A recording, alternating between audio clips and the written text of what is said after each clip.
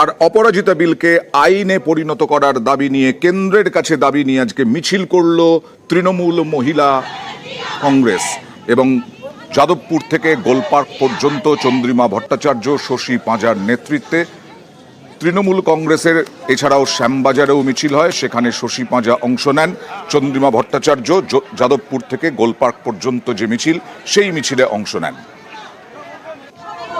এই অপরাজিতা বিল সংক্রান্ত ব্যাপার নিয়ে ব্লকে ব্লকে, সারা রাজ্য জুড়ে ব্লকে ব্লকে আমাদের মেয়েরা মিছিল করছে। আগামীকাল ধর্না। অপরাজিতা বিল 3রা সেপ্টেম্বর বিধানসভায় পাস হয়েছে। কেন্দ্রীয় সরকারের পক্ষ থেকে আমরা দেখছি না কোথাও পদক্ষেপ নেওয়া হচ্ছে যাতে আইনটাই সংশোধনী হয় এবং আমরা বাংলায় প্রয়োগ করার জন্যই বিলটি নিয়ে এসেছি, কিন্তু সেটা এখনো অবধি স্বাক্ষরিত হয়নি। 15 জনের প্রতিনিধি দল, 5 জন এমএলএ মন্ত্রী বিধানসভা থেকে এবং বাকি 10 জন সাংসদ, মহিলা সাংসদ, 15 জনের একটি প্রতিনিধি দল মাননীয় রাষ্ট্রপতির কাছেও যাবে।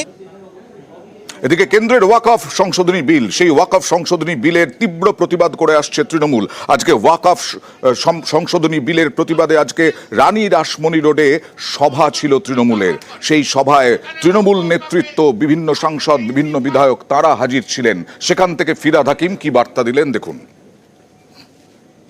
কেন্দ্রীয় সরকার ভারতের সংবিধান মেনে সবাইকে নিয়ে চলার জন্য যে সংবিধান বারবার করে বলেছে, ইন্ডিয়ান কনস্টিটিউশন, সেইটাকে লঙ্ঘন করছেন।